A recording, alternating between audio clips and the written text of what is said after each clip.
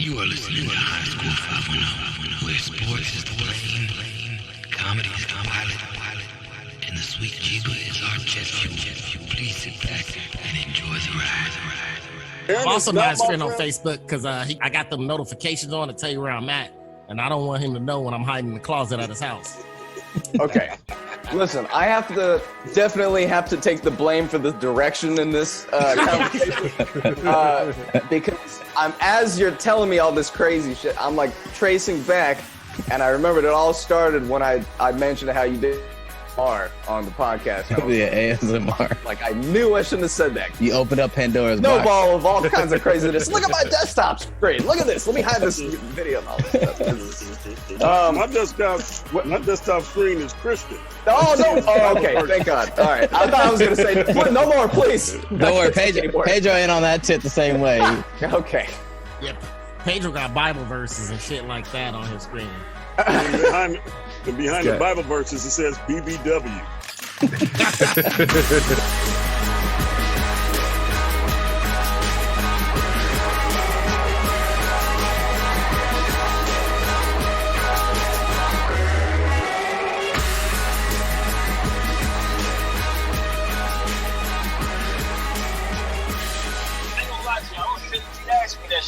If I get on there, my petty quarter shout out gonna be to you for asking me such a fucking disrespectful question. Oh, asking you about the WAP? Nigga, what the hell I look like talking about the WAP for?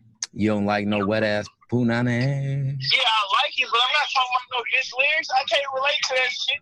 Not that I don't like it, it's that I can't relate to it because they're describing their WAP. Nigga, they ain't got no relevance to me or anything that I got going on. I can't tell you, oh, the pussy feel like this to me and WAP, whatever. No, nigga, I'm not the nigga. You gotta ask the female to discuss the lyrics of WAP. She ain't talking to niggas. I thought the whole point was to empower other women, but also to let brothers know that the WAP is real, and if they do it right, they can get that WAP. Take my life away. No, we're not doing that, Jared. I'm with my own theme music today, Jared. Man, turn down that whack ass 50 Cent, bro. You listen to some old ass theme music, nigga. You talking about me and Sam. No, not even no, nigga. I know you got some nerve talking about somebody old? listening to some old music, nigga. Thank you, Rayuan. Thank you. I can't believe you said that. I can't believe you fixed your lips to say some shit like that, Jared. I'm not gonna lie to you. I'm utterly shocked and appalled. You gonna say something about listening to some old motherfucking music when you've been stuck in the 60s since I met your monkey ass. Yeah, but I ain't gonna play that as my theme music coming on. My theme music coming on is some hot fire, bro. Yeah, it's that baby shark. No, it's not. It's not no hot fire. The only song, when you come on, your theme music is only recognized by motherfuckers 70 plus and up. My grandmama know that shit. That's for sure. Hey, I bet your grandmama know how to cut a rug too. Nigga, see, this is what I'm talking about, nigga. Niggas don't even use rugs in 2020, but and you talking about cutting rugs and shit. You a trip. But you said 2 to 5. Send me the info, and if I get back in time, I should get back in time. 'Cause I'm about to be done in like an hour and 20 minutes. All right, well let me know, cause and yeah, I'll send you my internet WAP key password so you can get on. I truly don't like you. I truly don't like you. Then we got our homie Daniel Oda on today. Jerry got thrown off by your podcast, Daniel, because you and Earnest, because you guys usually take for like 45 minutes with video. This was in person, Brandon. All right. And then they put out like a 30-minute show. And that when we were on it, we went for an hour. And they were like, oh man, that was great. It's a good show. And Jared's like, man, we just getting started. You know, Jared would have stayed another 3 hours. Hey man, I was just getting my buzz on. I was like, wait, we done already? Oh man, all right, fine. You know what the craziest thing? We didn't, and Jared drove me there. We did not go straight home after that. We stopped by, I think, like 2 places. We went home about 4 hours later. Jared treat this podcast like he does going out Friday nights. Oh man, what spots open next? Let's do that. Oh my goodness gracious. I'll put it to you this way. That podcast that we did went on long enough to have Aaron start doing ASMR on the mic. That was the most wildest thing that's ever happened on that podcast. That was a special treat for Detroit. ASMR Detroit. Michigan. Because it was with water. It was with water. And, you know, that turns people in Detroit on. We all get turned on by different things, Daniel. And if I'm in Detroit, Flint, Michigan, water will be the main thing. You'd be like, hey, man, you got a choice. Aaron, man, you miss Detroit. What y'all don't know Miss is Michigan. Aaron is subscribed to numerous brunch ASMR YouTube pages. Oh my god! You just make sure that's not your work email you're using, Aaron. Hey, that's why I got the new computer, Brandon. Work and pleasure would not be mixed anymore. Because let me tell you, I had a Zoom meeting and I accidentally clicked share screen, and I was so happy that my supervisor had it locked. Because if it would have shared, oh boy, I would have had to call the union right away. You would have been that University of Miami professor. Yeah, and luckily that was all adults, but I would have to call the union if I shared screen. And that's just on tabs that was open. Aaron just don't want to share his desktop with all the different icons on there, the little folder icons. Not with them. But which part of your screen is for business, right? Because like if you have a bunch of tabs open, like that they invited themselves into your house essentially. Like, are they in your house or are you in their house when you get on the Zoom meeting? And that's the problem with Zoom meetings. Look, Jarrett, share my screen right now. Let me in. No, I don't know about this. I don't know if this is a good idea. Let's look at my desktop right now. All right, go ahead. I'm just like, I like Daniel. He has good instincts so far. All right, so here, this is Aaron's desktop. Oh, jeez. Okay. So right here, we got timesheets. We have timesheets of all the employees that I have. The top left corner might be a little bit problematic. The top left corner is very problematic. In fact, let's put a blank. Oh my god! We'll put a blank timesheet over that. DP, bro. Oh my god! Folder right in the middle. DP, bro. Oh no! That doesn't stand for that. That doesn't stand. That stands for desktop picks. That stands for desktop picks. Okay, desktop picks. Okay, that's what that stands for. Desktop picks of what though? And then you look here. I got a Billy D drinking Coke 45. See, that's not gonna work either. Even that's weird to me. Even that's very weird to me. My anxiety is rising looking at this. You need to organize your folders, Jared. What's going on? Remember last show I talked to you guys about Kathy Jacobs? Jared has a habit, Daniel, of trying to make me look just really bad. Right? He keeps. I mean, it's happening right now. I'm fine if he calls me a pervert, but he can't call me a pedophile. And he called me a pedophile, and I'm like, dude. So I just start rambling names of women that I'm attracted to. One of them being Kathy Jacobs, who's 70-something years old. She is fine. Oh my god. Hold on, we got. Dan wants to unpack something right now. Then I got Shalimar. I got Shalimar right here. See, I like to consider myself a cultural pervert. You're eclectic. I'm very eclectic. I mean, who do you know got Jody Watley and Howard Hewitt sitting here with his hair combed and next to a picture of NWA? You know? Let me just deflect. Letters of recommendation I have to write. Pedro, you just joined. What's up, man? I've never met you before. My name's Daniel. I'm part of the Just Being Earnest podcast. I'm only. I watched. All right, Jared, take the screen back, Jared. Oh yeah. Oh word. Yeah. And let's just keep talking over so he doesn't show us any other weird part. Yeah, Pedro's our resident trucker. I update everybody on trucking news. Like anybody want to hear that shit. Yeah. He could also tell you how to point out which trucks are trafficking cocaine. Oh, okay. Or people. Or people. Hey, if the reefer's set to 75, those are people. Okay. I don't know what temperature you keep cocaine. The only drugs I try are the diabetic medicines I take. And sometimes I take a little extra to get that high. Come on. You trying to get that euphoria? I also take a little bit of that Viagra when I find a woman at a truck stop that I like. I thought you just take that to stay awake while driving. That too. They actually, the supplements they get in truck stops have something in it to where you get an erection. Funny story. So my boy took some of that. Just I love how the story starts with that. Okay. Every story starts with story about that. You know what it means. After I found out what the supplement was, I probably should have tried it. But funny story. My homeboy took it. He thought he was taking one of those energy pills. He ended up taking some of those sex drugs on the road. He was coming back from Houston. He was riding with a partner. Partner was in another truck behind him. So he's like, oh, shit, my shit is hard. So he pulled over at the ramp. It's like, man, I got to jack off. So, dude, he between the trailers or whatever, jacking off, and the dude stops right behind him and say, "Hey, buddy, what you doing?" Hey, these That the was people that's one of the hauling your funniest stuff, stories. Daniel.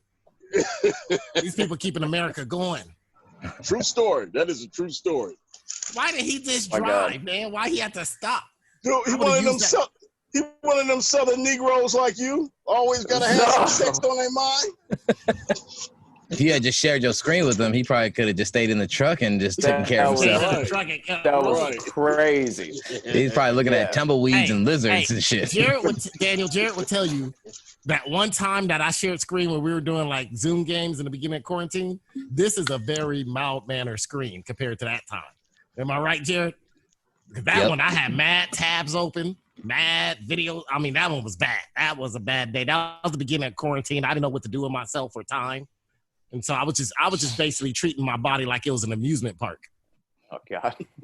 When we used to record on Aaron's computer, we would just do a checkup on Aaron's computer. So we'd like get ready to open up GarageBand on his computer to record. We'd always just look on his desktop and see what tabs were still open on the bottom little bar.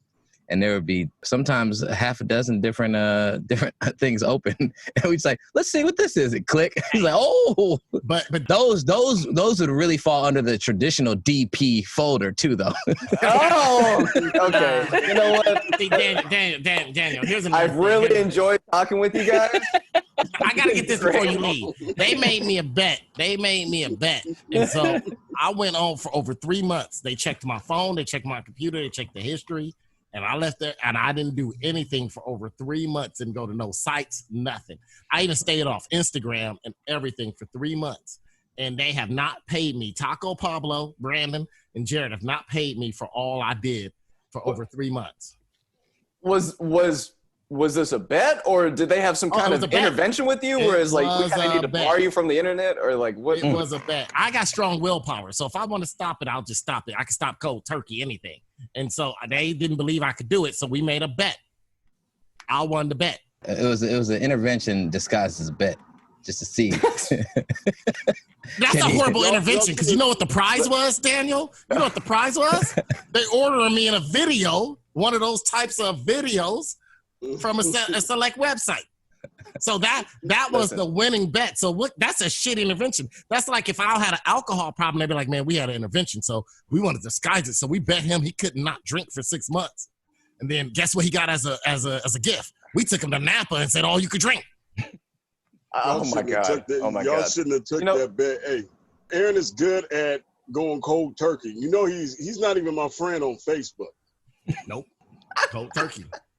Cold turkey. Wait, where's this going? No. Aaron Also is not not his my friend on Facebook because he got that. I got them notifications on to tell you where I'm at, and I don't want him to know when I'm hiding in the closet at his house. Okay. Listen, I have to.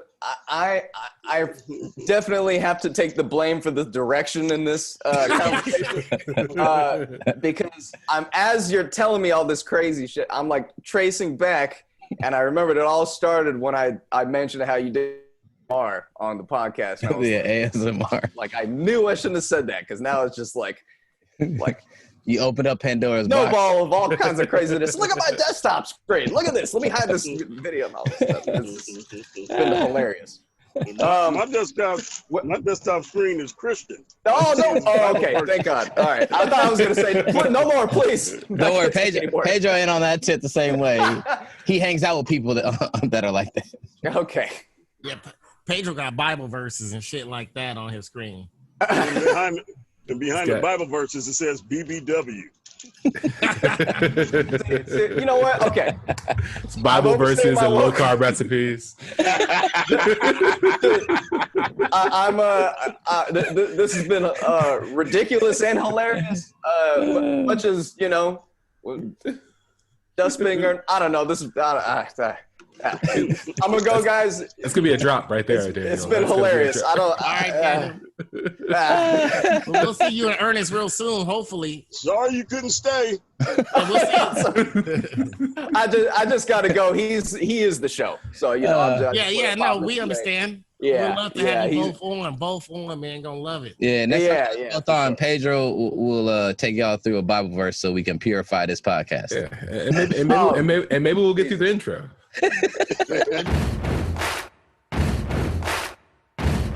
Well, y'all already start the show? Man, we've already had one guest. Hold on. You guys already had one guest. He came and he left. He came. He said, "I'm stopping by." I was just coming to listen to the guest talk. Aaron scared him off with his DP folder on his desktop. Man, it stands for desktop pictures. That's all it stands for. I ain't got no reason to lie, man. You saw what's on the left side of the desktop. I ain't a type to lie, man. You saw what I had to cover over with the blank time sheet. I ain't is that lie. You could have named it anything else. Other people use alphabet systems that you just I just use porn terms to categorize all my folders. Yeah, I save all my files in the back door. Save all his files to XXX. Is that what really happened? Did he see Aaron's desktop and he was like, "Nah"? That wasn't a random off, but I'm sure it didn't help. I'm sure it sped him up. Baby C, what's that stand for, Aaron? Hey man, what do you save your tax returns under? It's called on top. It's called missionary. All right, well, Pedro, I need a letter. Jared, I gotta wash these windows, so W. W for wash these windows. All right. Whap, whap, whap, whap, whap, whap, whap. Whap, whap, whap, whap. Wilson's washing windows, willfully wasting water. Welcome, ladies and gentlemen. You are listening to the High Score 510 podcast. You can catch us at High Score 510 on the Instagram, the YouTube, and the Twitter. You can also email the show at highscore510.fans@gmail.com. And we are here with... this is Aaron Grayson III, also known as AG3. I'm coming at you faster than Herman Cain running around trying to sneak and steal the devil's phone to make it a tweet real quick.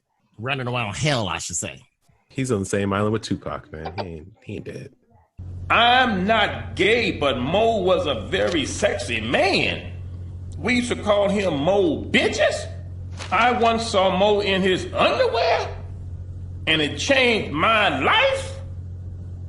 I wish I had a father like Mo Jackson. Mo Jackson paid my rent over 50 times. That sounded like when Pedro was talking about me at my mom's 70th birthday party. All right. And we are also here with... What's going on, y'all? This is Brandon, aka Taco Pablo. I'm just trying to figure out a way to save money at the rest of this month. Had to try to blow it all on an AC unit. Oh, come on.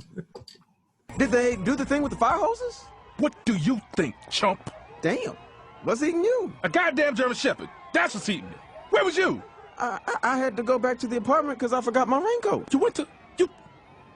This nigga went to get a motherfucking raincoat. I can't believe you. We all been watching the same news. The police been doing this fire hose thing all week. I just assumed we'd all wear our raincoat. Damn it, Robert. Who the hell shows up to a march with a raincoat? Bet you wish you had your raincoat right now. You son of a bitch. And we are here with... This is Darius, aka always on time, even an hour late, baby. Slid in right on time. Aka smoking out with your mama or your grandmother or your great-great-grandniece, unless she's Anne Frank. She probably won't hear me say, pass the blunt back. I'm gonna call you. But if you come by, I won't call you. Okay? Don't ever come by here. Okay? And we are here with... Pedro still washing windows? Okay. It's everybody's friendly Captain P-Funk. I'm out here washing windows like the crackhead on westbound I-10 in Crenshaw. I would be on eastbound, but Earl got that corner. Hey there, Robert. I'd offer to help you with your bag, but you're a coon. That's a good one. And my name is Jarrett, a.k.a. DJartt. with 2 T's for a double dose of that ting ting. The D is silent, so it's just Jart.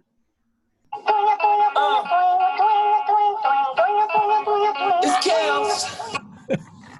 That was a great song. That was a great song. Chaos. Aaron asked me a couple years ago. He's like, man, give me that toya. Nothing get me hyped like that, Jared. Kales know how to make good hype music for every situation. Bowling, love making, podcasting, it don't matter. DP folders. Payment folders. Asking Ethiopian women if they got their shots and if they want to come to America. Kales know how to do it. It's chaos. Oh shit, this is crazy. All right, well, I'm surprised you didn't like cancel R. Kelly after you did that song with Nick Cannon, though. So I'm just very. I'm a gigolo making. I actually like that song. I bought. I'm not gonna lie. At first, I bought the instrumental version to the song. Right? Okay. I was like, the beat's too tight for that one and his other song. I bought the instrumental to both songs, so they tight. And then after a while, I just went ahead and bought the song. anyways, question of the day. What or who are you willing to risk your career or economic future for to sneak into your team hotel or quarantine bubble? This week, one Mr. Kima Sivrand, a all-SWAC collegiate player, by the way, I might add, and an undrafted free agent signed by the Seattle Seahawks, was cut by the team after he attempted to sneak a woman into the team hotel dressed up in Seahawks gear so he could disguise her as a player or staffer. He was promptly cut when they found the video and realized what he was doing. But my question is, what or who would you be willing to risk it all to sneak into that bubble? I'm gonna go with the safe answer. Say my lovely wife. That's who I would risk it all for. Great answer. Oh, Brandon, you are a good man. You are a good, wholesome Negro. If it wasn't that, it'd be these imaginary chicken wings I've been hearing about from Jarrett for the last several weeks. Magical. Y'all see my screen. Said, no, Brandon, no. I would rat you out hella quick. I'd be like, he eating some fake ass wings. Those on the wings I told him to get. Get that nigga. All right, so Brandon taking the wholesome approach. I appreciate that. That's good. You know what I'm saying? Happy wife, happy life, they say. I say happy spouse, happy house. And if she's not happy, guess who's also not happy? Oh, shit. I ain't smiled in years, Brandon. That means she ain't happy, right? I don't know what it means. No, she happy. She happy. I just ain't smiled. All right. Anybody else? Darius, you got anything you would bring in, try to sneak in? I would probably bring in, you know what, this is going to sound crazy, but for real, I definitely would do it. I would want to sneak in Jack Harlow so I could see a fist fight between him and Lou Williams. That'd be dope. Harlow, I got somebody I wanted you to meet with and have Lou Williams just snuff him in the hotel room, come out of the bathroom, with just a towel on, baby oiled up. Yeah. Do you think Lou Williams could throw hands pretty well, or you think he got quick hands? If he's in the towel with some baby oil on, Jack Harlow ain't got no chance. Come on. He's working out with his trainers, his fine trainers. Just douse him with a little lemon pepper sauce and just. Yeah. Mine would probably be to sneak a beautiful white woman who could make me pumpkin spice lattes. Hey, that might be. You know how much? No, she needs to be able to make everybody else pumpkin spice lattes. Did you see about Jimmy Butler and the coffee? Yeah. So apparently the coffee's horrible in the bubble. So he got some beans and he's selling $20 a cup, no matter the size. Yeah, none of the other players thought to bring a French press or like an espresso machine. Drip. Exactly. All you have to do is go out and buy you a $75 Target or $60 Nespresso machine, and you would have just cleaned up on everybody there. You probably get them for thousands. Right. I just want to know: are they practicing safe COVID protocol at that the baristas there? Or is Jimmy Butler Jimmy the barista? Butler is the barista. Oh shit. Jimmy Butler always on his grind. If he ain't on the grind on the court, he on the grind, grinding beans. I would like to really sneak in Niecy Nash, Jill Scott. You can throw another couple of nice plump women in there, and I'm willing to risk it all. Jill Scott can sing to me, and Niecy Nash can put on that fake fat suit that she has on Reno 911 and give me lap dances. I just found out that recently that was a fake fat suit. I was like, yeah. I'm trying to figure out why you want her to wear a fake fat suit when you could just turn around and look at Jill Scott. Hey, but hey, that kind of sound of fit. Good question. Now look, don't talk about one woman. I don't talk about yours. Not even when I sleep with them, I don't talk about yours. Bruh, Pedro, what about Big Cynthia? Would you sneak her in if she was still alive? Shout out sponsorship, No, RIP. shout out sponsorship. No, she's a little too big. She'd be too noticeable. Well, I guess you could sneak her in there like she's one of the linemen. Shout out sponsorship. Rest in peace. You damn, Pedro. You gonna sneak her in there because she alive, and that's fucked up. Oh, that's just Nate Newton. Shit. Well, I'm trying to think. Like, I feel like we need to see a picture of the lady he tried to sneak in, and how does she look when she was dressed up pretending to be a player? Like, how tall is she? Like, how muscular is she? She's like that sort of guy Gigantor from that tag show. Look, I guarantee you, she was real petite. That's how they call her. Pedro trying to sneak. They're gonna sneak him in. They be like, "What the hell?" The big dummy go to whoever stood up here and said that their mama was 6'1", 255, and could have played a fullback. Who was she gonna play for? The Crenshaw Grandmas? Come on. Great sound drop right there. That was perfect. I personally live vicariously through my women.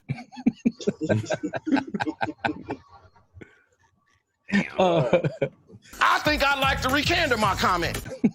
Rest in peace, Uncle Jimmy. He's still alive, but him being on Fox is no longer since he was Whitlock's uncle, and so once he got the boot, Uncle Jimmy left with him. Oh man! Rest in peace, Uncle Jimmy making money now.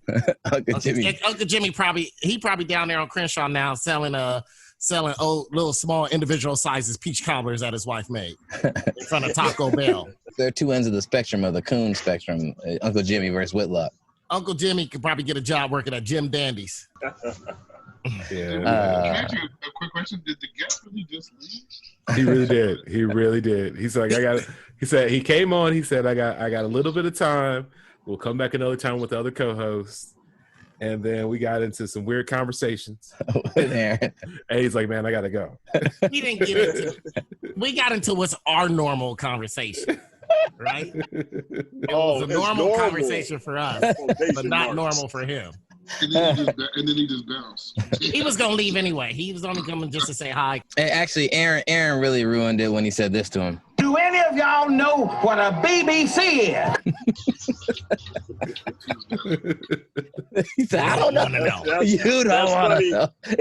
See how honest he was about not wanting to be there with his co-host. Aaron actually took all my women out to prom. Yep. I lied to him and said, I really don't feel right being here without Pedro. I even started tearing up just so I could get some in the bathroom. Come on. She told me you was grinding on her a lot. I put in a special request to get that Jodeci song, Fiendin', so I could grind. I was like, can you play Fiendin' or Cry For You right now?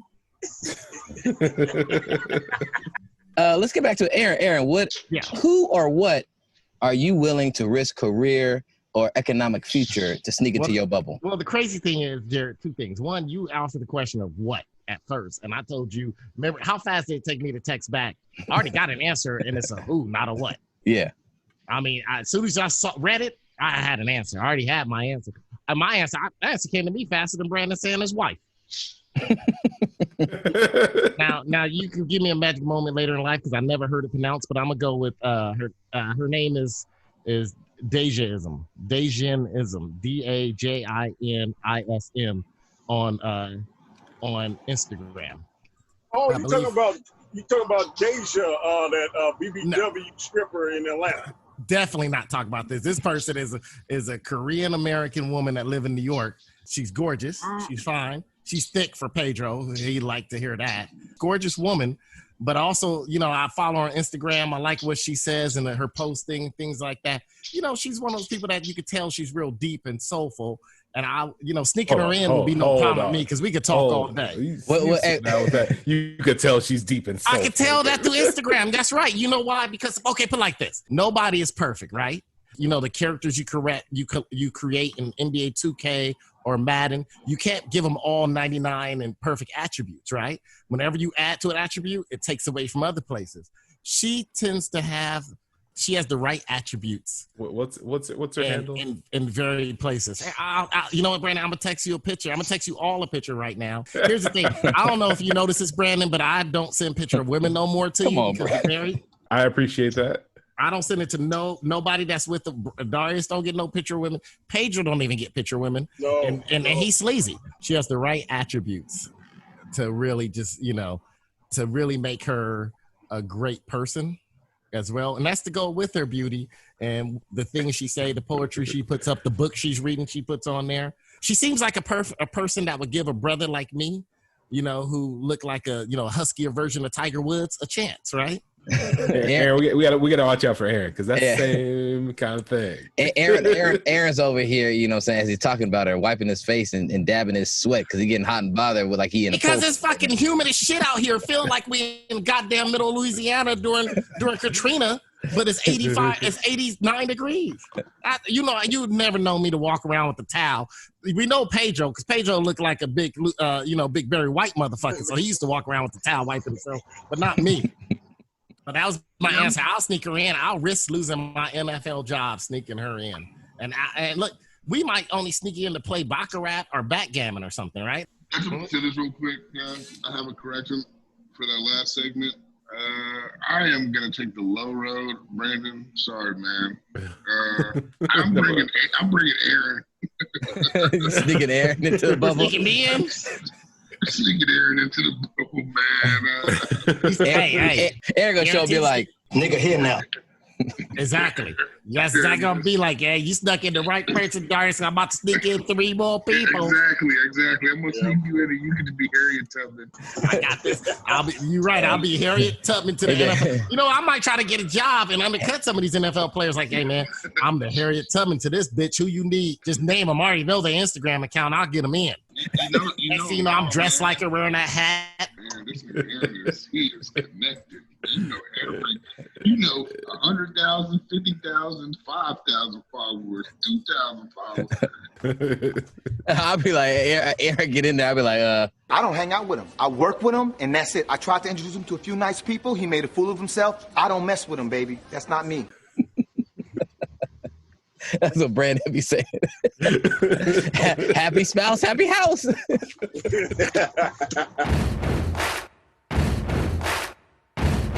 In news this week, air travel in the U.S. has been down 75%. However, that has not stopped passengers from getting more ignorant. TSA reported that this July, relative to last year in July, they have seen an increase of over 3 times the amount of guns found in carry-on luggage. Over 80% of those guns were also loaded.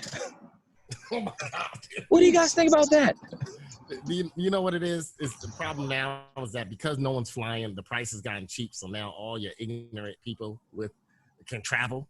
You know, before traveling was, you know, flying on a plane, you know, used to be for people of certain classes couldn't fly. A little more expensive. Yeah, it's a little more expensive too. It's a little more on the expensive side, even if you catch a deal. So you only took a flight here and there. Now they're so cheap because nobody on the shit that you got people just being ignorant, just the ignorant among us that walk around with loaded weapons. Come on, man. Did they give the racial demographic of the people that were flying with loaded guns? No, they did not. However, the main thing is they said that 80% were loaded, and it's tripled in the month of July from 2019 to 2020, tripled, even though air travel was down 75%, which is crazy. Any sense? So I'm thinking maybe people want to bring a gun just for safety and also express their rights to carry arms interstate to state so they can kill the coronavirus themselves. That's what I was going to say. I'm with Pedro on that. Yeah, I want to think the best in people, so I believe that they brought their guns on to shoot the coronavirus in case it got on the plane. The COVID-19 get on the plane, they was going to shoot at it. These people haven't been on a plane in a really long time, because if you've been on the plane since 2001, like, you know they're checking your bag. You know they're going to catch the gun if you got it. So obviously everybody who's flying right now has not been on a plane in at least 20 years. Well, shit, before that, you can't bring a loaded gun onto a plane. It's like, what if I just wrap it in coffee? No You might not find it. Even police officers can't take a loaded gun on a plane, and it has to be checked in. And you don't want to know how I found that out. I found that out because I took a weapon. I had a weapon in my check-in baggage, right? It wasn't even a gun. It was just a weapon. Oh, no, I didn't have it in my check-in luggage. I had it in my carry-on by accident. It was a dildo with spikes. Come on. I had it in my carry-on by accident, and they were like, you have a weapon here. And I was like, oh, shit, I forgot that's in my carry-on. They're like, you could check it in and put it in there. And I tried to skip the line, and so to skip the line, I went and said, hey, I got a weapon. I just told them I got a weapon here. And then they made me fill out this big-ass peace officer thing. And then I lied and said I was a peace officer and filled that shit out and hopped on the plane. Well, I think a lot of people was probably bringing a load of weapons on the plane to fight terrorists. Yeah.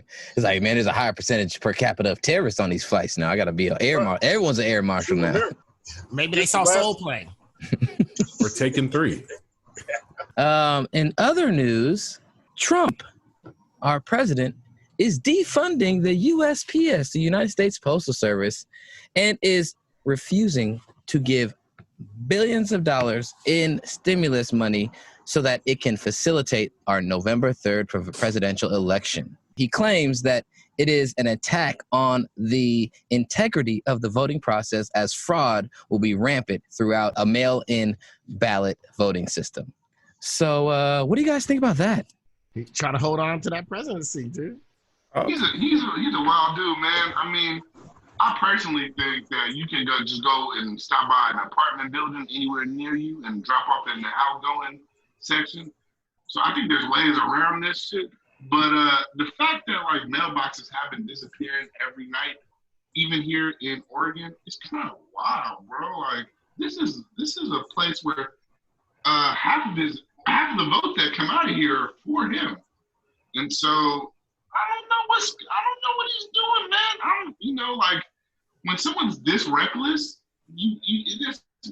people tell you when somebody's this reckless, get out of the car, man. Get out of the car. And I wish I could just move and just get out of this country, man. Shout out to Pal for not learning that, or having to learn that lesson the hard way on the 80 back in college days when he was in a car that flipped over. Sponsorship. Man, I wish you were in the car with us in LA driving with Nate. But didn't get out that day. I rode with Nate. He was driving like a fool. I was like, oh shit. Shout out to Nate Tong, sponsorship. That's North Portland driving. My thing is, it is a little alarming because the USPS, the U.S. Postal Service, is one of the foundations of our democracy, right? Kevin Costner made a whole movie on all the Native Americans he had to fight off and all the other different banditos and bandits and outlaws he had to fight so he could deliver mail. You know what I'm saying? And that was a really good movie, apparently. But I think you're mixing up 2 movies, Jared. No, The Postman, Kevin Costner, bro. Yeah, they were fighting other Americans, and then Dances with Wolves, he was fighting Native Americans. Oh, it don't matter. Kevin Costner is a hipster horcrux, walking hipster horcrux.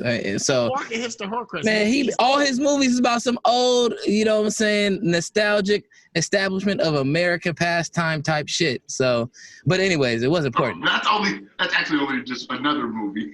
That's another movie too. But if you think about all his movies, other than like Waterworld, you know what I'm saying?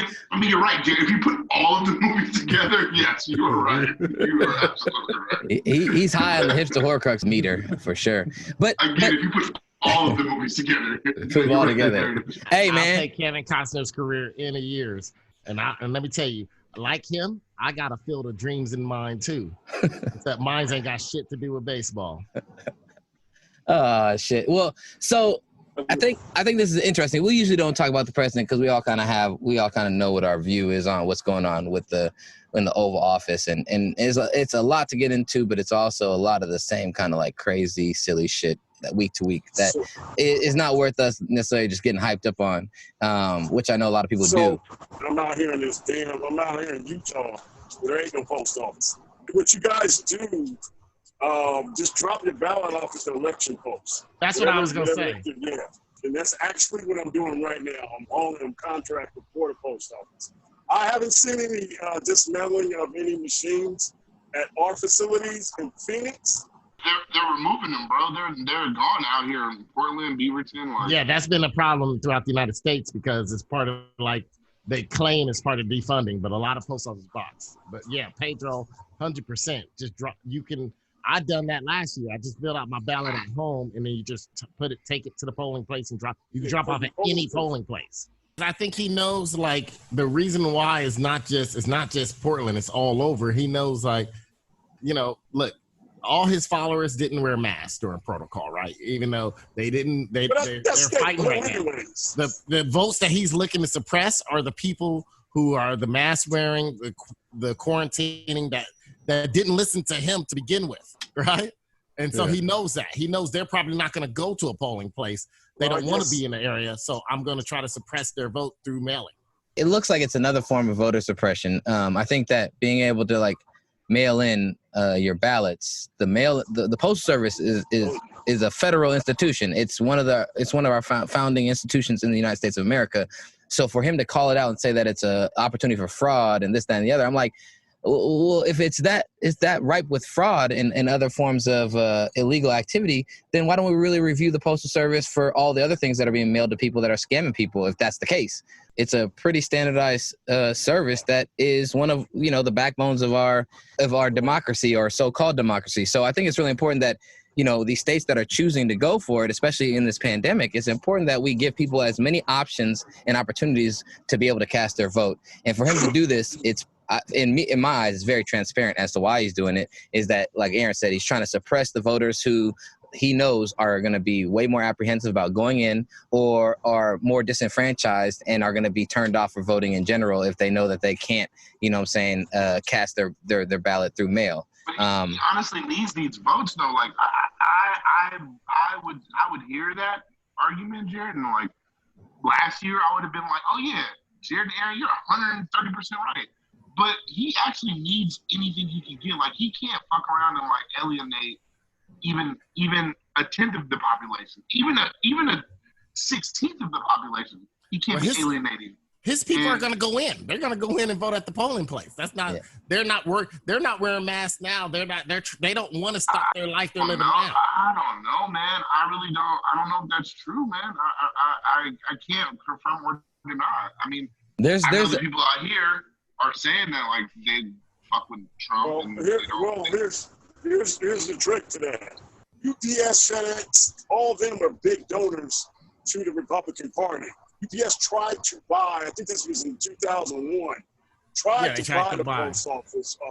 I think that is important. Privatization of a government service is another issue that we have to, keep in mind. If he's defunding it, then it's going to open the door for more private interests to start coming in and trying to, take advantage of the lack of resource in that market, or they're going to, start privatizing some of their services, which is, not a good thing. And so I think what really needs to happen is that this needs to be called out by both parties as, illogical, and it's a direct attack on one of the main democratic services that we have. And if we are truly a democracy, we are truly here to represent the people, you use your standardized government ability to then say, hey, we're going to help facilitate this democracy. We're going to help facilitate equality. We're going to help facilitate, a standard of living for all our people. But unfortunately, it's so bipartisan, or it's so interest-based, that you have these government officials who are playing their own games for their constituents, if you want to call them that, or for their economic interests and their investors or their supporters,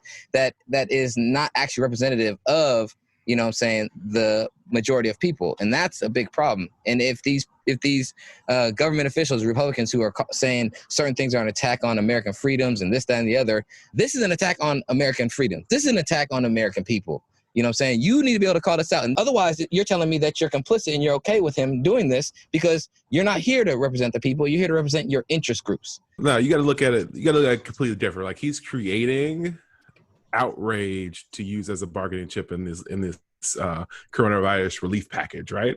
So number one, he creates a situation where people are really mad about the post office. So guess what? When they come to the table for negotiating next time, the Democrats are going to say, hey, what about the post office? And say, okay, well, cool. You want to talk about the post office? Like, we're not going to do any eviction moratorium anymore. And that's the flip. And he's trying to flip that, right? So he's trying to get the country to really focus on the post office and coronavirus as opposed to thinking about what are the relief efforts that are going to happen, right? So he'll give money to the post office because guess what? He just took the money. He just said, oh, we took away all this money. We'll just give it right back to where it was going, right? Everybody would be happy. He's like, okay, he's cool. He funded the U.S. post office again, but that you use that as a bargaining chip to get something else off the table in the coronavirus relief package, right? So we won't get any money in our hands because guess what? He technically gave it back to the post office so we can have a fair election, which we were going to do anyway, right? So I just think it's all like a really big smokescreen to number one, get the attention off of the fact that people are going to be getting evicted this month and next month, right? The fact that people don't have any money, people that businesses are still closed, they can't open. And I think it's just a really big play, right? Because he did the same thing with the wall, like when he first got elected, right? He held up tax refund checks, right? He had this whole government shutdown for several weeks, right? And he created all these other things like, okay, it's about the wall, it's about the wall, it's about the wall. But guess what? He doesn't have to negotiate about the wall because the Democrats are like, oh, you're not getting the money for this wall. And that was their big push. But otherwise, he snuck in a bunch of other things in that bill that they really wanted, right? So the big thing that he's talking about and really trying to make a big fuss about is not the thing he gives a shit about. I just don't want to get distracted by that. Well, but what's going to happen when they're like, all right, we'll give the money to the post office, mail the ballots out, but all y'all got evicted, so where we going to mail it to now? It's like, right. Oh shit, now we ain't got a place to mail it to. The NBA playoffs are set. What I want to know from you guys is, who is your wild card team from each conference that you think might go further or potentially have a chance to make it to the NBA finals? That's like not the 1 or 2 seed, right? But then also, what is your prediction for who will be representing the NBA, the Eastern and Western Conference in the NBA finals? I'm going to say the team I'm most excited to see in the playoffs is the Blazers. Mm-hmm. The team I think that's honestly just going to win is going to be the Lakers or the Clippers. But I will say, shout out to, something he can really do, but shout out to Devin Booker. I was watching those highlights from the last couple of days, and I heard some grumblings of what he was doing, and I wish he had a shot. That's all I got to say. Mm-hmm. Yeah, no, it was old school. It was like watching an old school basketball. He was hitting threes, but there's a lot of mid-range shots he was knocking down. He was actually getting to the rim. He was making plays with DeAndre Ayton. What's the other kid? Martell Bridges and the other skinny kid they got on it. It was fun to watch. They was moving the ball around. I got them locally, so I was watching them moving the ball. I was like, damn, it looked like the 1993 Suns. 93 Suns, damn. Come on. He's talking about the Majarly, Frank Johnson, Kevin Johnson. I'm really excited to see. Well, now that Ben Simmons is hurt, I was kind of excited to see how the Sixers would play, not having a home court advantage, and it'd be kind of like a quiet stadium and see, really hear that Joel Embiid trash talk. That's what I was hoping to see. Yeah. Don't be surprised if there's a team that's in the finals that has no business being in the finals.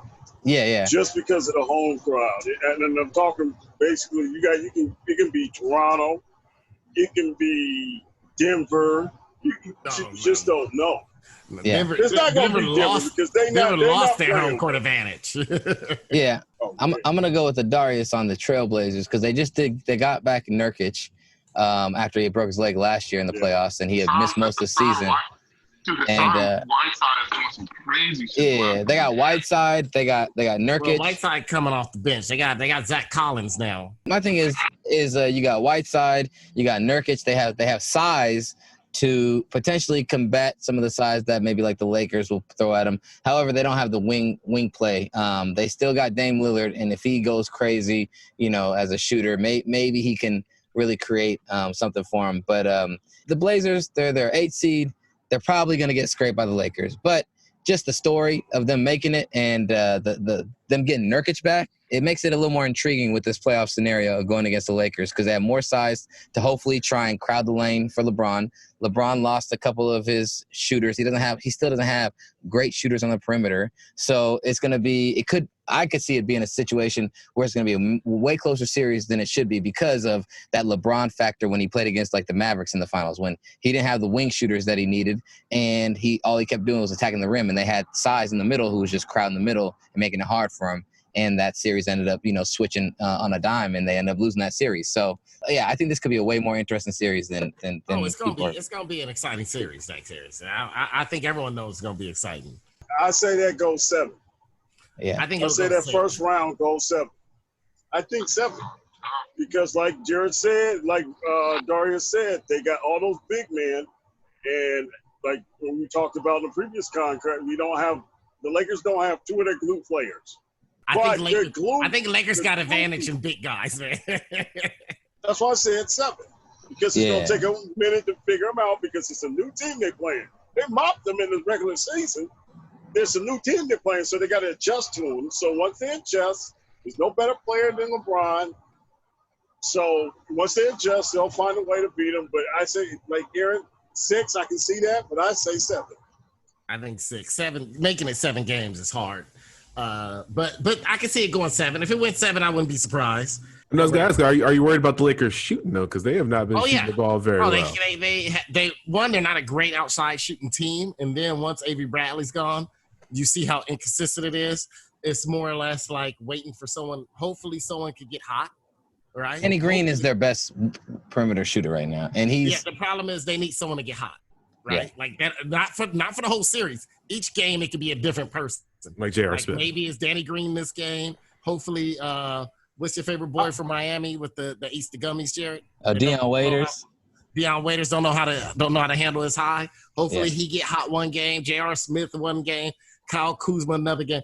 For the Lakers, it's gonna have to be that, right? There's no consistent shooter. Avery Bradley was your most consistent shooter, and he's gone now. He opted out. Everyone else is not consistent. He was one of your prominent defenders. But he was a consistent shooter. No, he's a prominent defender. I know that. Yeah. So Avery Bradley got a nasty shot. What I'm nervous about, but his percentage is high. Look at his percentage. Is, KCP. He's very klutzy. He can get hot and he's streaky, but he's very klutzy. He turns the ball over a lot.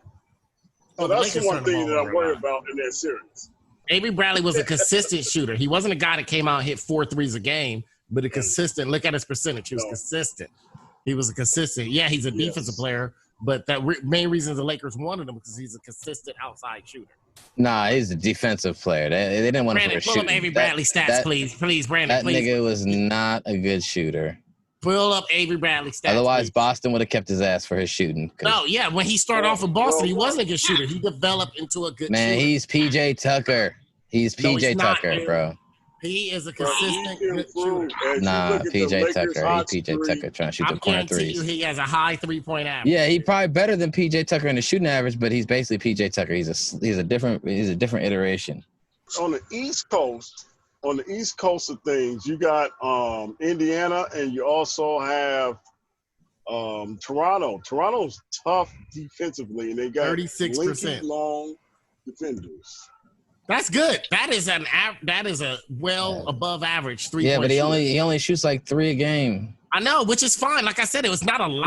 Yeah. He's playing 24 minutes a game. I'm just contesting that he's really gonna be like he's the outside shooter that they lost. Like, I'm talking about like an outside shooter that is like consistently a threat to like catch and shoot on you, like Kyle Korver was, or like they had back in those days. Threat that way, but the sad part is the Lakers outside shooting so bad. He is their best percentage outside shooter, and that's why they're gonna be in trouble. I don't know if you know this, Jared, but like Alonzo Ball was leading their outside shot effort for a exactly. while. Like, they really don't. They're I'm just saying they're not missing that much. I'm just saying that they're not missing that much with him. They're missing his defense. They're missing his defense. He couldn't. But I will say his impact was his hustle, is all that interstitial play where he's hustling, diving on the ground, playing man up D and really pressuring the Dame Lillard or whoever their main ball handlers are, and him tiring out those main ball handlers by making them really work all the way up and down the court. His shooting, negligible to me, relative to the other shooters they have, to the other shooters they have. And you got J.R. Smith, you got Deion Waiters. Those guys probably shoot the three. Those guys get hot, but they have games where they don't hit the fucking side of the gym. Yeah. But I've seen Avery Bradley hit the side of the backboard on corner threes multiple occasions. He's almost as bad as Derek Carr on fourth down when it comes to hitting the side of the goddamn backboard on corner threes. Avery Bradley, Jared, what did Avery Bradley take your white woman? No, I'm just saying Aaron was talking about him like he was like they missing Kyle Korver on the perimeter. You do the same thing over same thing over your boy Draymond Green who can't shoot either. No. I overhype one player and then you I'm overhyping a player that actually is a fundamental core player and a part of the big three or big four, whatever you want to call it. This guy was a core player too. No, he was a core role player. There's a difference between a core player and a core role player. There's the extra word in there. For role player. You put Draymond Green would fit perfectly. Oh man, PJ Tucker is a core player for the Houston Rockets too, Aaron. He catch that. Man, James Harden diving him up. Okay, wow. First of all, Draymond Green fit perfect on his Lakers squad because he can't shoot. Jared makes the same argument. Jared links somebody he doesn't like to somebody else he doesn't like and just talk shit about that person. I'm just saying. Avery Bradley to Derek Carr. They don't even play the same sport. How did Derek Carr throw a football against I'm playing chess and you still playing checkers. That's why, because my mind is expanding. So what are our predictions? Who do you have in the finals? I never said my sleeper. My sleeper in the East is Toronto. Even though they're the second seed, they my sleeper to go to the finals. And in the West, the surprise team to me, and it's shocking, I think it's going to be Oklahoma City, just because they play well together, they play hard, and they got Houston without Westbrook right now. Yeah. So they might steal a couple of games, and they'll play hard and play defense. So I got Oklahoma City as the surprise team. They might win one round. I don't think they'll win two. But I choose Toronto versus either the Clippers or Lakers. I can't predict between the two.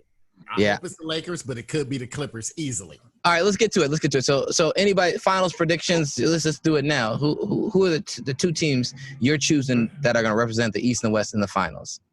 Blazers and the Bucks. Yeah, that's a good one. That's bold, Brandon. That's bold. Bucks Lakers. I feel you. The league will lose so much money on that prediction, Brandon. They'll make sure they'll put out refs out there to make sure they'll get that motherfucker out of jail to make sure that don't happen. What they're gonna do is they're gonna call Avery Bradley back and say, "We got the vaccine, nigga. Come play so you can shoot these threes for us." But I think the Clippers. I think they end up playing the Rockets after the second round if the Rockets go through, and I feel like the Rockets Clippers game was gonna basically determine who's in the Western Conference Finals against the Blazers, and I think the Rockets take the Clippers. And then damn, Brandon, you coming with that Bay Area heat, man? You just hating on the Lakers, aren't you? Not hating on the Lakers. I don't think AD is 100% healthy, and I don't like the team around LeBron. They're all good pieces all together, but as a team, they're not. I 100% agree with you. And even though they took this long break in the middle of the season, they still relaxed at the end of the season, like they needed some rest time. Unlike the Blazers. Yeah, I agree with you. Pedro, who you got in the finals? Prediction, and this is I'm gonna have to go with my feelings, not my heart. I believe the Clippers in Toronto. That's my feelings. I'm the same as Pedro. Avery Bradley is the biggest piece missing to the Lakers. Thank you, Pedro. Thank you. You know what? I agree with Pedro 100%. They were on fire when he was averaging. I think that last month he was averaging like 18 points a game. On top of that, his defense and his plus minus. I don't know if he was averaging that many points, Pedro. No, I'm talking about probably last. 11. They're like That was last 11 now. No. Everyone has a good week, Pedro. Everyone has a good week. Avery Bradley made it into the league because he put together a couple good weeks here and there every season for the last 5 years. Pedro, I'm going to have to tell you this, man. Toronto don't stand a motherfucking chance in hell. They lost a generational talent in Kawhi Leonard. Change the team to Lakers, Brandon. They tough, but they not that tough, bro. They beat the Warriors last year because the Warriors obviously had some injuries, but Kawhi Leonard, everything ran through him. But they were the number one team in the league with DeMar DeRozan too. Like they've been good for like 4 years, for the last 4 years. Yeah, and they've had early exits. It's equivalent to playing like a Gonzaga who has all 4-year starters, as versus like UNC or something like that, like has like a bunch of 1-year talent. I get that. I'm just gonna say that old talent is not gonna be able to come up and beat these other teams. Pedro, I'm only in 3 games into the Lakers month of March, where they had 3 big games. They beat New Orleans, Philadelphia, Milwaukee, right? So far, Avery Bradley scored 10 points against New Orleans, 10 points against Philadelphia, 2 against Milwaukee. All of these games the Lakers won. And he was a part of that, but it wasn't for his scoring. Oh, he had 24 against the Clippers in a win. Okay, that's what I was thinking. Against Brooklyn, the last game before shutdown, he had 10. So he had 3 games of 10 points. Lost that game. 3 games of 10 points. Yeah, they lost by 2. He had 3 games of 10 points, 1 game of 24, and 1 game of 2. I don't know if I can say he averaged 18. Well, it sounds like Jared. What did I miss? What did I miss? As I said, he probably was averaging like around 11, but he was stellar during that time. I'm with you, Pedro. He was stellar. He was consistent. His defense was there. He made smart plays. He reminded me of a young Draymond Green, just making smart plays because he ain't got the ability to make good ones. That's why I wonder why. Like, I'm glad they stopped putting KCP in his lineup spot. And he's the best 3-point shooter y'all got. Dude, KCP is only good for buying chicken wings at Wingstop. Airball and free throws. I got Bucks Clippers right here.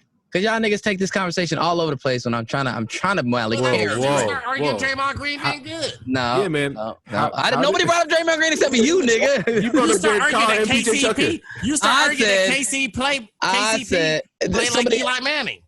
But I said that he is like PJ Tucker when people was trying to say he was, such a pivotal shooter and has such good shooting ability. I was like, we can slow the brakes on that one. Pump the brakes. No, I said pump the brakes on that because I'm not going to let you say some shit that's going to make us sound like we don't know what the fuck we talking about, Aaron. You got good takes on NBA, but you going to say some shit like that, you're going to get us canceled. You can't say shit like that about Avery Bradley. I don't give a fuck. I will edit that shit out. I will speak on it. I will edit that shit out or I'm going to speak on it. No, I will edit it out or I'm going to speak on it because otherwise people are like, these niggas don't know what the fuck they talking about. Talk about this nigga Avery Bradley out here is a shooter of a lifetime, motherfucker. That nigga is garbage. Don't ever say some shit like that again, goddammit. He is PJ Tucker. He is PJ Tucker in a different body on a different team. He is a smaller version by 1.5 inches, 2 inches of PJ. He's a 6'5" version of PJ Tucker. That's all he is. You know what it is here? No, he's a 6'5" PJ Tucker. He's one of those players that if he plays for the team that you like, you can see where his game brings added bonuses to yes, he's an interstitial player. He's valuable to the team. I understand that. I clarified that. No, you were speaking about him. No. You were speaking about him like he was like the shooter that they needed and that his shooting was the difference of them really having a good chance. I was like, wait, hold on. He is not the shooter they needed. I said you said it like I said he was the second coming of Larry Bird. You would suck his dick if he asked you to. That's how you talked about him.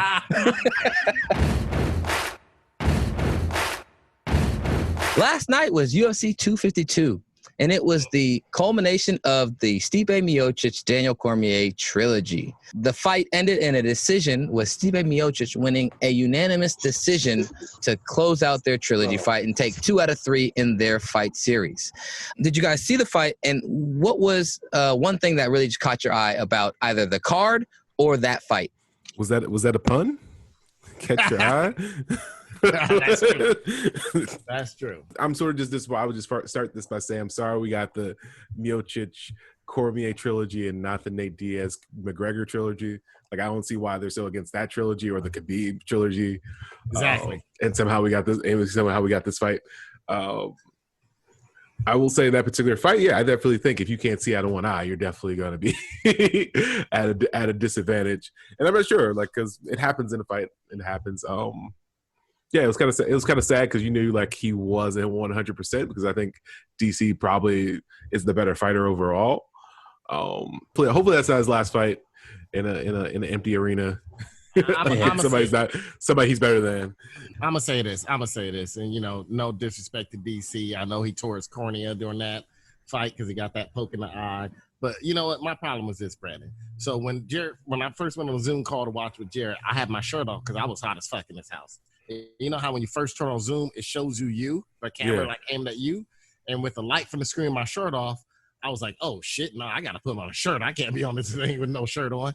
And then all of a sudden we get to the DC fight, and I was like, dude, I could take my shirt off because I look better than this fool. According to him, I was looking like, man, I was like, dude, you see the way I'm looking like LeBron James looking right now with the fucking six pack. According to DC, DC was so Daniel Cormier. DC was so out of shape. He looked like he entered the ring, Brandon. He entered the ring with hypertension, type 3 diabetes, and the sugar foot.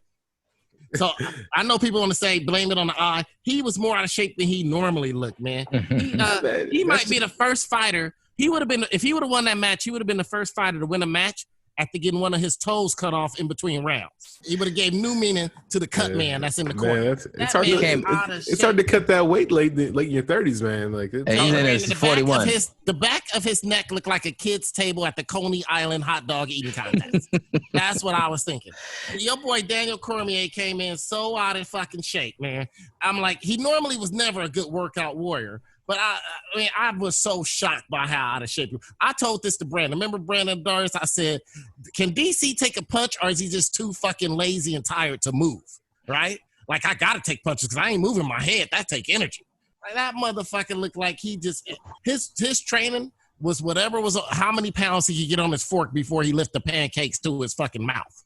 While yes, he did get poked in the eye, if he gonna come back in shape like that, then I don't want to see him fight again. He's a good commentator. I like him commentating. I'd rather he commentate. I don't want to see a fat boy fighting. That was like Charles Barkley last year in the NBA. See, a lot of people just remember Charles Barkley last couple years, and they're like, oh, man, he was just a fat boy. No, Charles Barkley was in shape. He was fat as rookie year, and then he talked to, like, the veterans, told him, hey, dude, you got to cut weight. You're explosive, this and that. He did. If you look at him in his, like, beginning to prime, he was in shape. And then he became a fat boy. That's DC right now. And I like DC. I wanted to see a DC fight. But once I saw him come in there, I'm like, man, DC looked like, God damn it. Like, this motherfucker, like, he can't even fit my clothes now. I have to say that he did look a little robust when he came out. But that's like his natural weight. He usually, when we've seen him most times, we've seen him. He's always got that roundish, husky, pear shape. Yeah, we know that. Right? Most times he's cutting down to 205. And so he wasn't cutting down to 205 in this fight. So he was carrying the weight he naturally carries. And I think that for him, what would have served him better was if he had trained as though he was trying to cut down to 205 and got close to 205 as though he was training for that, so that he would have been a little bit more svelte and maybe had a little more in the gas tank. I feel like he was carrying some extra weight around and he got tired. And, Steve Miocic did a really good job of just being consistent with his pace and consistent with his hands. And Cormier hit Miocic a lot too, but you could see the power difference that Miocic's hit punches seemed to, have more of an effect on DC, whether that was the conditioning or just the strength of him kind of getting wobbled here and there. But yeah, I was sad. I was rooting for DC. I was rooting for the brothers. I like DC. He was always a tight fighter. I remember Todd and Armin were on the Zoom, and we were talking to Darius how, like, the first time we ever saw DC was we were at Pete's house. Darius was house sitting. Shout out to Pete, sponsorship. We were at Darius' house sitting one of his neighbors, and DC was on a fight card for Strikeforce. And so we were over there all kicking it and watched DC for the first time and saw, oh, this guy's kind of tight. And that was about 10 years ago. And then we've seen his evolution of his career. Coming to the UFC and becoming a champion. It would have been nice if he had been able to finish off his career with a W as a farewell send-off and cement himself as one of the top heavyweights and top light heavyweights of all time. Unfortunately, he didn't get that send-off. He got a send-off with a detached cornea or torn cornea in his eye, and he was looking real cockeyed for a lot of that fight. So it's unfortunate to see it end that way for him. It would Darius, have been nice if he would have got in some fucking better shape than that, man. He looked like he was tired from walking into the fucking ring, Jerry. And there's another thing about it, is that DC was bigger and heavier than Stipe Miocic. First round, he took him down and kind of controlled the ground game a little bit. And I was thinking from the last two fights, it's like, hey, like DC, you need to utilize your size, your strength, your wrestling ability to try and neutralize Stipe Miocic. Miocic is a decent wrestler, but his main thing is that he can throw hands pretty well and he's pretty precise and has a long reach. You got to make him work. You got to tire him out and you got to make him come into your world. Your world is you are an Olympic wrestler. You are an Olympic wrestler. Make him work. And if he had done that, I think DC could have easily won this fight. He didn't do it consistently. He tired out trying to stand up and throw with them, and he was fighting with one eye for the last 3 rounds. But I got to give him credit that he didn't quit. He didn't let the doctors even come in and check his eye, because if a doctor had checked his eye and they knew he couldn't see out of one eye, they probably would have called the fight off. He looked like Shaq looked in Boston. That's what he looked like. A fucking shell. That shit was ridiculous. A shell. Like Shaq even says, dude, I cheated Boston out of money. We all know why Shaq played for those like last 3 teams. And he said, because he got a divorce from Shawnee. Once the divorce was in, any money after that he earns can't get touched. So it was all about making that money that she couldn't touch. Right? That's what he said. And that's what DC looked like. He Shaq Boston beat. Yeah, but later on I'll be calm, but right now I'm disappointed. I don't know if that's a fair comparison. Shaq could barely play basketball in Boston, but DC is actually still like an elite fighter. DC could barely raise his fist without getting tired. That motherfucker looked like his blood was full of Frosted Flake milk. You know that milk you get after you done eating Frosted Flake? That's what it looked like his blood was served. If they took his blood test after the fight, usually that's your lower numbers, his numbers would have been high enough that they would have thought he was in a medically induced coma. His blood sugar was higher than Pedro's after drinking all those Dr. Peppers in his wife's closet. Shout out to DC. Come on our show. Sponsorship. We love to shout out DC. We come on the show. Bring those biscuits and that Shaq snack pack from KFC that you ate before the fight. We're gonna make sure it's over Zoom so you don't punch it. You know what? Even in this small ass house I'm in, all I gotta do is run in a circle and he'll tire his ass out, sit down. He was fighting like he was Baby D in Next Friday, dude. He did fight 25 minutes though, Aaron. So I gotta give him credit for that. Mitch, you hear about Crispy Cut Sugar got biscuits now. They got biscuits. And you get a Milky Way at the liquor store since you there. And then pick me up a bag of ice if you at the BP. And a Slurpee. I'm tired. Look at DC's stomach right there, man. Look at that, man. That ain't an athlete. The hate. I know. Aaron, you say he inspired you that you could maybe do it, you know, because he. Jared, you know how excited I used to get about DC when he came on. We at Seawolf until he showed up looking like Carl Winslow before the fight. Hey, I'm gonna just say he went 5 rounds. 3 of the 5, he couldn't see out of his left eye. He had the water boy. He got courage. I'm gonna take away his courage. He had the water boy. He had the water boy eye. The dude who was like, "Did you just tell a joke, Bubby?" His eye was cockeyed. So the man can fight. He got courage, and he was still in it till the end. So he got courage. The disappointing part for me, Aaron, sounds like you're disappointed, like me. Disappointed in the fact that if he had better cardio or maybe came in a little bit lighter, he could have maintained a pace. My thing is, I wish he had wrestled more. He didn't attempt to take down Stipe Miocic. Not saying that Miocic was going to be easy to take down, but he's taller.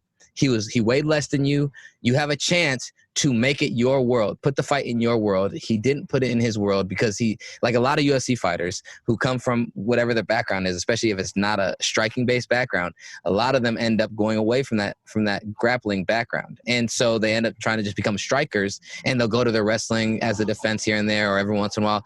And for the betterment of the sport, they're not going to just rely on wrestling. Like some fighters just rely on their grappling and wrestling the whole time. They never throw. They try and take you down and hold you down, which is boring. But when you're at this level where DC was at, you're at a title. This is best of 3 right now. You're trying to finish this out and end your career as a champion.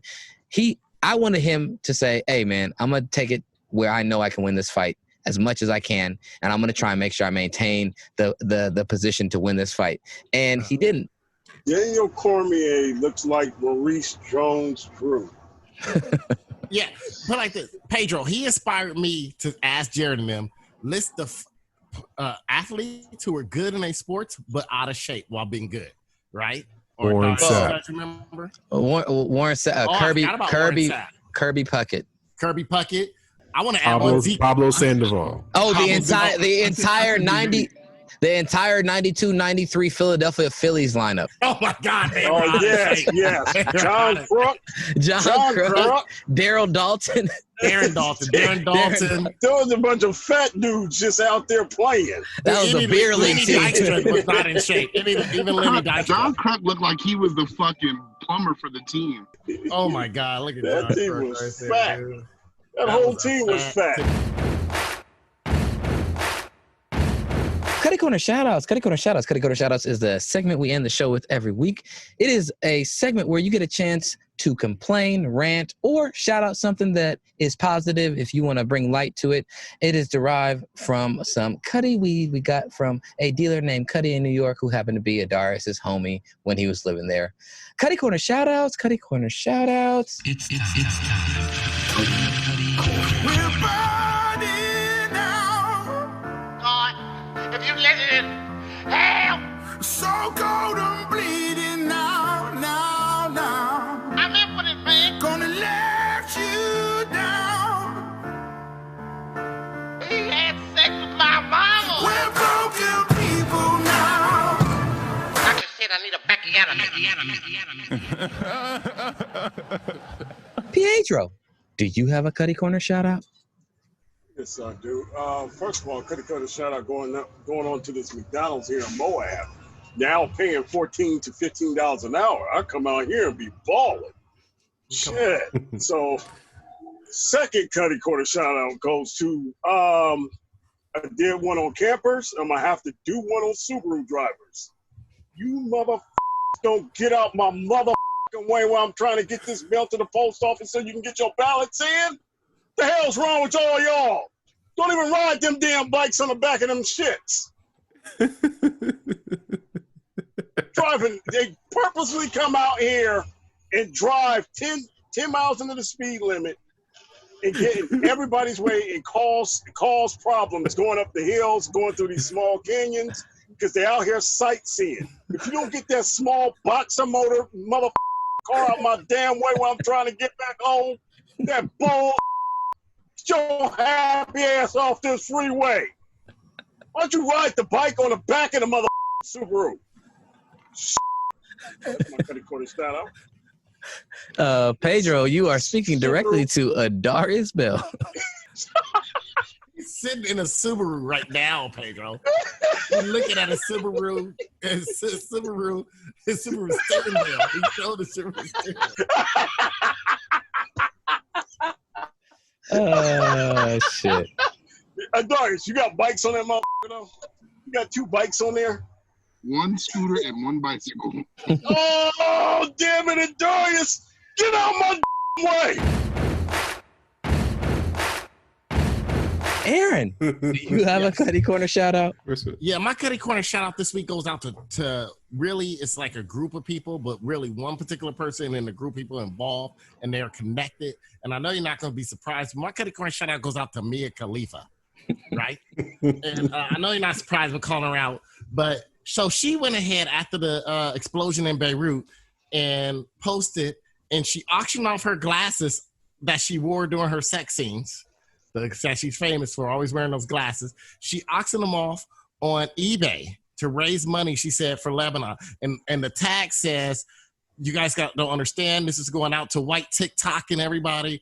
I'm doing this to raise money to support Lebanese people because they just had this there's a crisis out there and their government's corrupt and they need help. You know, this is a lot coming from someone who is really sometimes hid from her Middle Eastern roots, and sometimes, I don't know, I'm not Middle Eastern, I'm sure Armin can speak more about it, but hid from it, or also wore a hijab while filming a porn scene, right? And here's my other thing, I'm not giving her Cutty Corner shout out for her support, for her trying to raise money for him. That's a nice feature. She did what she can. She's a porn star. She sold her ass. She sold pussy, right? And this is how she gonna raise money using one of her tools during that time. I have no problem with that. My bigger problem is this. Who the motherfuckers that paid $100,000 for some goddamn glasses that a porn star wore in a porn? It's a waste of money, right? Why didn't you just go ahead and donate that straight to find some group? 2, she damn near donated all the money to the fucking Red Cross. To the Red Cross. I don't like calling this women this word. I was raised around a bunch of women, but you dumb bitch. Red Cross ain't gonna do shit. They ain't gonna see that fucking money now, right? They gonna sit there and set up some fucking, knowing Red Cross, they gonna set up some boxes so someone could drop off some clothes, right? Like, come on, goddamn, Mia Khalifa. It's fucking Red Cross. They don't do the right thing, man. What the hell? I'm not tagging her methods for going out and getting the money. I'm tagging how she used the money. She could have done a little more research. But I am going off on the guys who bid up to $100,000 on some porn star glasses. I just feel like that's pathetic. Brandon, do you have? Oh, I gotta introduce. We have Jesus. Come on, Jesus. New day, old quarantine, new day. He still can't say your name right. Jesus. What's up? What's up, man? How you doing? I'm good. Hey, we're doing Cutty Corner shoutouts right now. I saw it here. For a moment, I thought he was talking about Kamala Harris there for a second.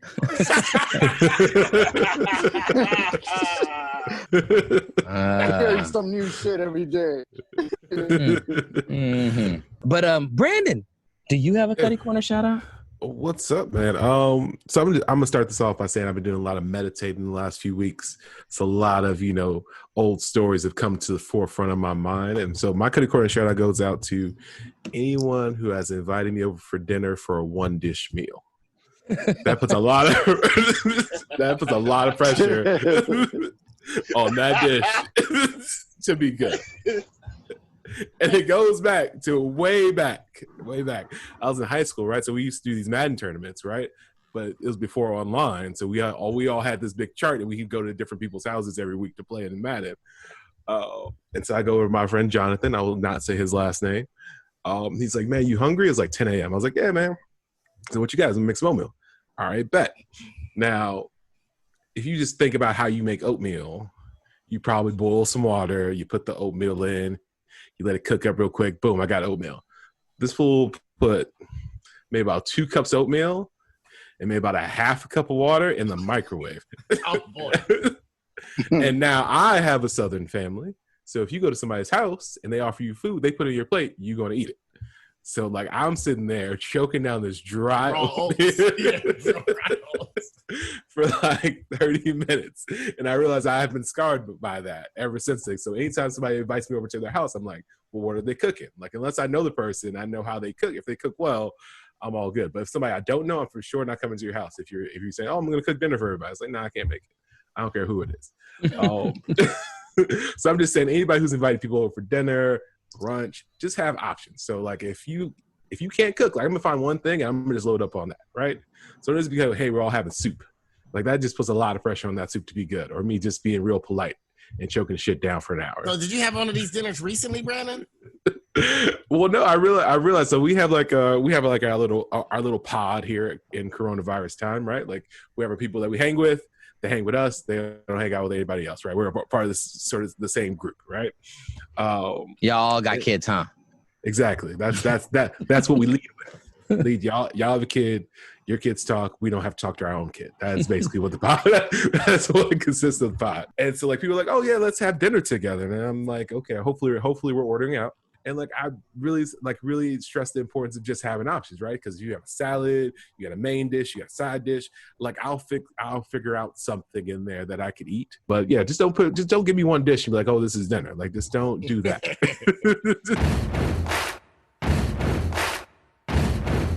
Darius, do you have a Cutty Corner shout out? Yeah, since we're on food, man. Right when Brandon said it, I was like, ooh, man, I got mine.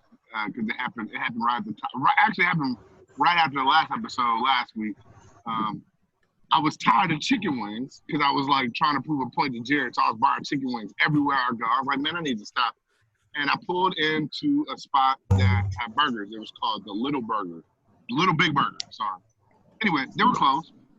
It was late, so I ended up going across the street to Carl's Jr.'s. Now, y'all know me. Sometimes I dabble in veganism. I decided to go and get the Beyond Burger at Carl's Jr. They have a fucking Beyond Burger Western with bacon. It makes no fucking sense to me. It was good to the motherfucker, but it makes no sense to me while you have a Beyond Burger, fake plant-based meat with bacon and onion rings and barbecue sauce. Who gonna really eat that shit? I mean, I ordered one. It was great, again, but it defeats the purpose of true veganism. All right? If you're gonna serve these Beyond Burgers, man, make sure you have Beyond bacon, Beyond onions, Beyond mayo. I mean, fuck it. Just Beyond everything. Make everything fake. Fuck it. There's just no point, man. You out here selling the dream. Niggas like me want fake bacon. Niggas like me want real bacon, but I'm trying to do good in life. So just help me out. It's just like Aaron sending the DM of Daisionism. Now I don't ever want a burger again. I don't want to see that motherfucking Instagram no more. I actually don't want to see anybody else's Instagram no more. My head hurt after seeing that. I scrolled to the bottom, Aaron. I'm about to get married and I scroll to the bottom. Jesus. Do you have a Cutty Corner show? Yeah, I do. You know, I've been around the East Coast traveling the past few months during this quarantine, and there's something that people just keep annoying the shit out of me. You know, if you're going to wear your mask, wear it. If you're not, you're going to be in protest and take the whole shit off. What the fuck are you doing with your nose out? The fuck is that? You know what I mean? Like, we're at a store, we're on a fucking plane, just put the shit on. If you want to cause a scene and take the fucking mask off and be out protesting about it, then fucking do that. But my cutout goes to the half-ass mask-wearing motherfuckers. You either in for the cause or get out of the cause and fucking rebel. I don't know. I fuck that half-ass shit. What about when Jarrett wears the mask over his nose but not his mouth? That's all right if he's drinking something or eating pussy. You know, that's all right. My Cutty Corner shout out goes out to Clorox. In the past several months since the pandemic hit, Clorox has said they have increased their production 500% with their Clorox wipes. Yet, there are still none to be found anywhere. Granted, I understand that essential workers and companies and hospitals are probably getting first dibs on them.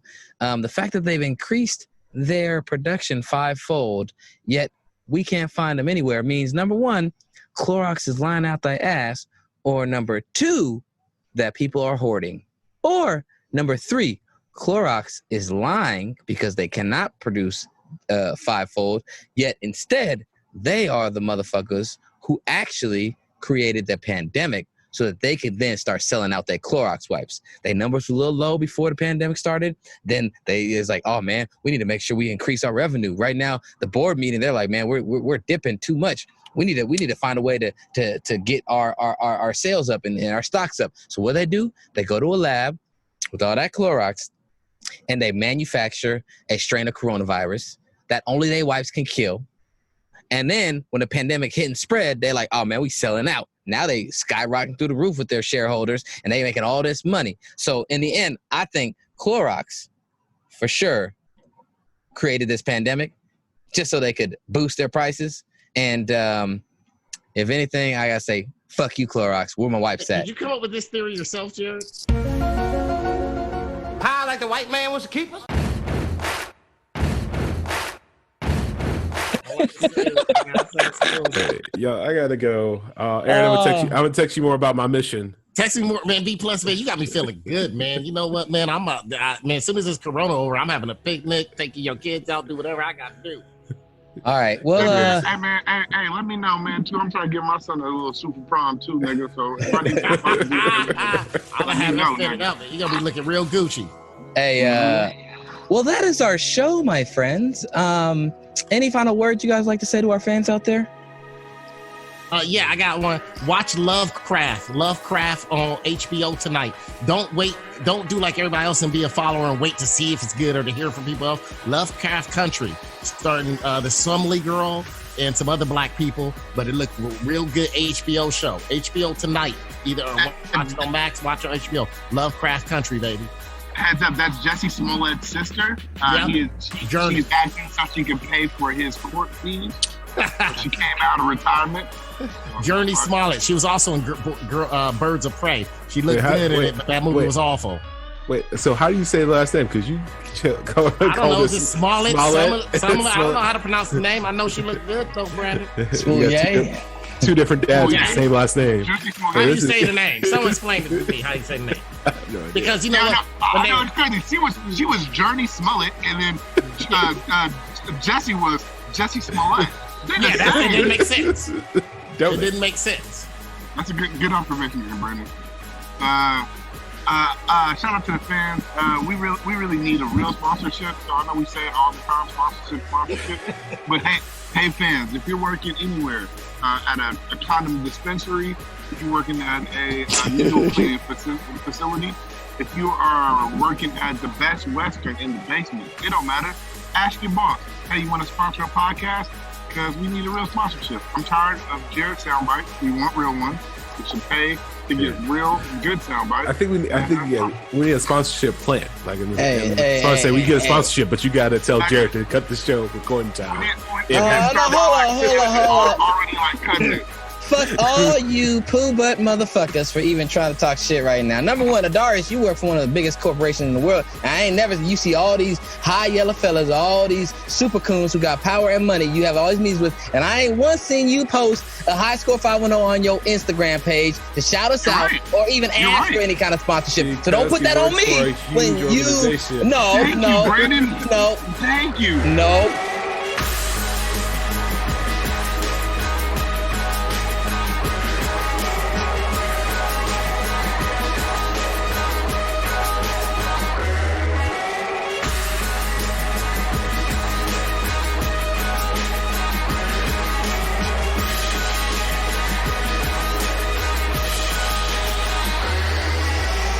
Because the conspiracy brother means you're either adding more support to those other theories and finding more support. Is that it, Jesus? What was it? Yeah. You're like the Robin to the Batman. You know what I mean? You're there in the trenches, confirming shit. Proofreading shit. Yeah, giving the thumbs up on some major shit, on all that kind of shit. So you might be the next level, Jared. You're a conspiracy. You're the conspiracy believer. That's the third level. But maybe he means conspiracy brother as in black. He's a black man that believes in conspiracy. That's true. We could give him that. It's funny. Just be careful with this because you smoke too much, it's gonna have you all paranoid and shit. It takes a while to build up a tolerance like mine. What? Did you hear that? Shh, shh. Hey, y'all, you hear something? Shh. Quiet. Shh. There it goes again. There you go. There it goes again. There you go. You know who's actually a bigger conspiracy theorist or conspiracy brother than me? Who? Is my brother.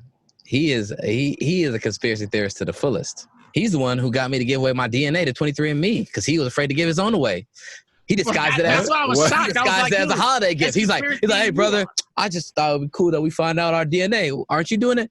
No, I just want to give you a gift also because it's for you. And then later on, he's like, what's our DNA? All right, cool. They ain't got mine though. Yeah, that shocked me when you did 23andMe because I was like, dude, they're not getting my blood. They're giving all kind of saliva samples and DNA samples. I have a conspiracy. I think all this corona testing is they could just collect genetics from us. They're not doing it, whatever the fuck. Yeah. Another question. Aaron from RCO2 is just the name. Gemma Atherton. Yeah, what about her fine ass? She was born with like an extra finger. So she still got it?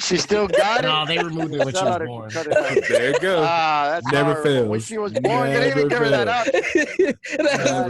He's like, I just want you to ask Aaron, just give him this name and see what he knows about her. Who said that? That was fan mail from RCO2. That was my brother. Wow.